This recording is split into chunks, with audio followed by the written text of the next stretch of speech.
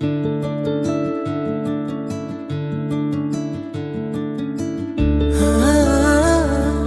நாள் எறும்பும் பறவையும் தங்களுக்குள்ள ஒரு பந்தயம் வச்சுக்கிச்சிங்களாம்.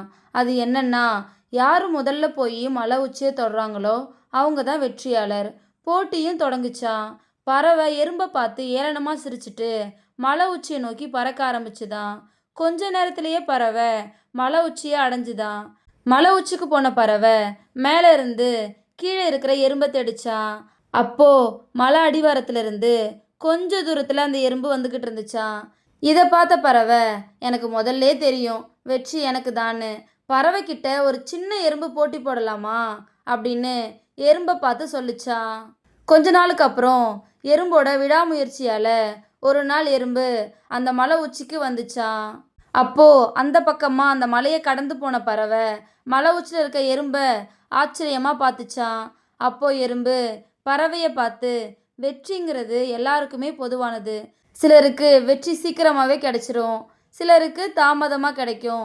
விடாமுயற்சியும் தன்னம்பிக்கையும் இருந்தாலே போதும், வெற்றி ஒரு நாள் எல்லாருக்குமே நிச்சயம் அப்படின்னு சொல்லிச்சான். இதோட இந்த கதை முடிஞ்சிருச்சு. ஒரு காகம் அதோட வாழ்க்கையில் ரொம்ப சந்தோஷமாக இருந்துச்சான், ஒரு கொக்கை பார்க்குற வரைக்கும்.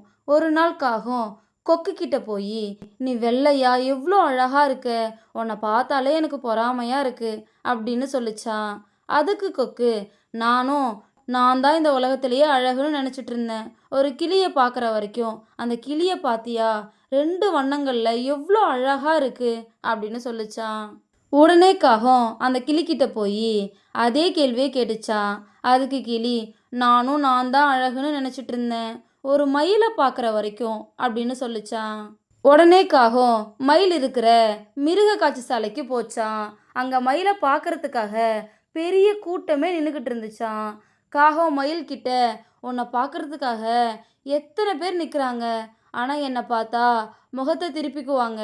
எனக்கு தெரிஞ்சு நீ தான் இந்த உலகத்திலேயே ரொம்ப மகிழ்ச்சியானவ அப்படின்னு சொல்லிச்சான். அதுக்கு மயில், அடப்போப்பா நீ வேற, நான் இவ்வளோ அழகாக இருக்க போகதான் நான் சிறையில் இருக்கேன். நான் காகமாக இருந்திருந்தா சுதந்திரமாக சந்தோஷமாக பறந்து எனக்கு பிடிச்ச மாதிரி வாழ்ந்திருப்பேன் அப்படின்னு சொல்லிச்சான். இதோட இந்த கதை முடிஞ்சிருச்சு. இந்த காகம் மாதிரி தான் சில நேரங்களில் நம்மளும் நம்மளை மற்றவங்களோட கம்பேர் பண்ணி ஃபீல் பண்ணுறோம். கடவுளோட படைப்பில் எல்லாருமே அழகானவங்க தான். எல்லார்கிட்டையும் ஒரு தனித்துவமான திறமை இருக்கும். அதனால் எப்போவுமே நம்மளை மற்றவங்க கூட கம்பேர் பண்ணவே கூடாது. அதுதான் இந்த கதை நமக்கு சொல்லுது.